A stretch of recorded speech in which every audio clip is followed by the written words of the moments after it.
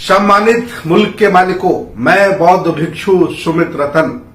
अभी अभी एक खबर आ रही है कि यामिनी साहू जो पिछड़े बहुजन समाज से है, हालांकि ब्राह्मण धर्म के अनुसार वह शूद्र है, वह पढ़ लिख करके कथा बाजती है। श्रीमद् भागवत पुराण, रामायण की कथा या अन्य बहुत सारी कथाएं जो हिंदू धर्म में प्रचलित हैं। अभी अभी कुछ शरारती लोगों ने, कुछ जातिवादी लोगों ने, कुछ अल्पजनों के सम्मान को ऊंचा देखने वाले लोगों ने यामिनी साहू को धमकी दी है कि वह कथा बांचने का काम बंद कर दे। ये तेरा काम नहीं है, ये काम अल्पजनों का है, ये परंपरागत उनका काम है, तो उनके रोजगार पर कुठाराघात कर रही है। मैं आज यामिनी साहू के साथ खड़ा हो गया हूं और मैं पूछना चाहता हूं पूरे भारत से, पूरी दुनिया के लोगों से कि अल्पजन के लोग अगर कथा बाजते थे तो वो डॉक्टर, आईएएस, पीसीएस, जजेस, इंजीनियर क्यों बनने लगे? क्यों भारत छोड़कर के तमाम ईसाइयों की कंपनी में बड़े बड़े पदों पर आसीन हैं? क्यों भारत छोड़कर के अमीरात के तमाम देशों में वो बड़े बड़े मुसलमानों की कंपनियों में आसीन हैं? क्यों वो बौद्धों के देशों में बड़ी बड़ी टोयोटा जैसी कंपनियों में बड़े बड़े पदों पर आसीन हैं? अरे आपको भारत रहना चाहिए था, यहाँ कथा बांचना चाहिए था, यहाँ अपने धर्म को बचाना चाहिए था। आपने तब तो ऐसा नहीं किया। यामिनी साहू की मदद करने के लिए देश भारत का कोई नेता, कोई सामाजिक व्यक्ति एक बयान देने नहीं आया। यामिनी साहू की रक्षा के लिए अगर कोई खड़ा हुआ है तो भारत का संविधान खड़ा हुआ है।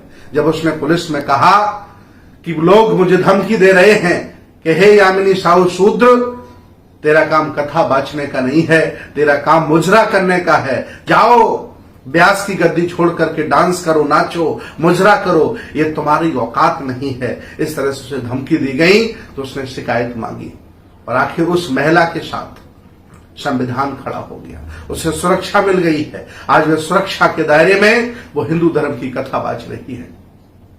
मैं पूछना चाहता हूं, आपने अपना काम छोड़ दिया है, दूसरे का काम पकड़ लिया है, तो क्यों कोई नहीं अपना काम छोड़कर तुम्हारा काम पकड़ लेगा?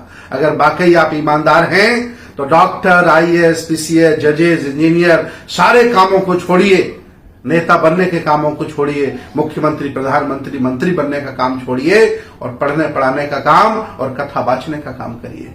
अरे आपने तो पूरे देश पर कब्जा कर लिया है। कोई कथा बांचकर अपना पेट पाल रहा है तो तुम्हारे पेट में दर्द हो रहा है।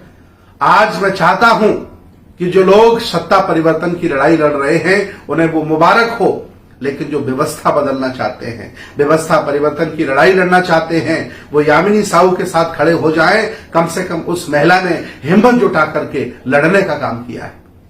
भले ही वो ब्राह्मणों के दर्शन को, उनके कल्चर को बढ़ा रही है, लेकिन व्यवस्था परिवर्तन का वो कार्य कर रही है कि जिनका काम था उसने उस काम को छोड़ा और एक ऐसा काम करके दिखाया जिसे किसी की बापौती लोग मानते थे।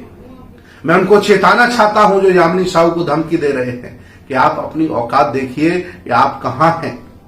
अरे आप अगर बहुजनों को बांट ना लेते, अगर आप बहुजनों को जातियों में न बांट देते, अगर आप प्रपंचकारी न होते, षड्यंत्रकारी न होते, तो तुम्हारी औकात तो मजदूरी करने की भी नहीं थी भारत में। आज ये पूरा बहुजन समाज धीरे धीरे जाग रहा है। भले ही वो राज्य सत्ता की तरफ नहीं बढ़ रहा है, लेकिन घर घर में वो समझ रहा है कि मेरे महापुरुषों का आंदोलन क्या था।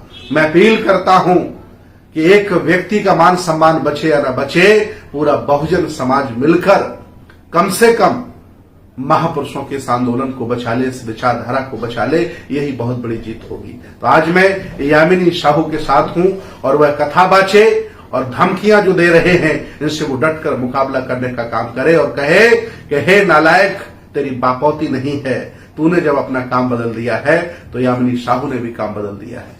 मैं चाहता हूं कि सारे लोग, महासुमन हालांकि छत्तीसगढ़ में है, वहां का शासन प्रशासन उसके साथ खड़ा है।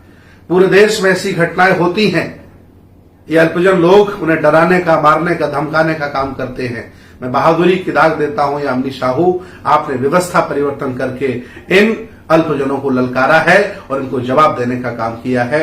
हम जैसे लोग जो मानवतावादी हैं, समतावादी हैं और जो व्यवस्था परिवर्तन के खिलाफ लड़ रहे हैं, हम आपके साथ खड़े हैं और हमेशा खड़े रहेंगे। बहुत बहुत धन्यवाद।